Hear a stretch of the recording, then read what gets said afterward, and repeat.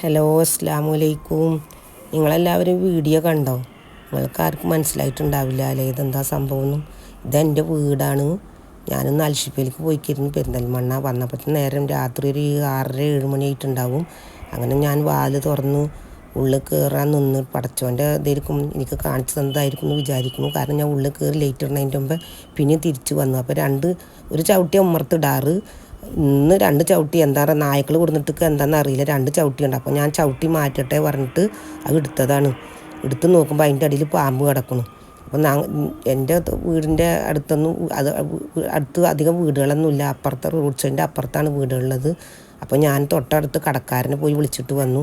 മൂപ്പര് വന്ന് നോക്കുമ്പോഴും പാമ്പ് അവിടെ തന്നെ കിടക്കുകയാണ് ചവിട്ടിയുടെ അടിയിൽ. നോക്കുമ്പോൾ എന്താണെന്നറിയോ, നല്ലൊരു ബമ്പാലായിരുന്നു. പിന്നെ അത് ഏറെ മുണിങ്ങിയിട്ട് കിടക്കുകയാണ്.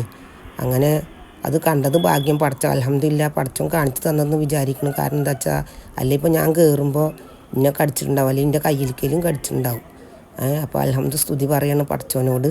അപ്പോൾ എല്ലാവരും ഇതുപോലെ ശ്രദ്ധിക്കുക, വീടിൻ്റെ ഉമ്മർത്തൊക്കെ ചവിട്ടിയിടുക. അതുപോലെ കുട്ടികൾ സ്കൂളിൽ പോകുന്ന സമയത്ത് ഷൂ ഒക്കെ ഇടുമ്പോൾ അതിൻ്റെ ഉള്ളിൽ വന്നിരിക്കാൻ സാധ്യത ഉണ്ട്.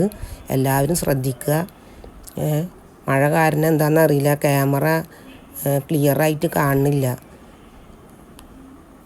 എന്തോ പടച്ചോൻ്റെ ഒരു കുതിരത്ത് റബ്ബ് തുണ നൽകി എന്തായാലും.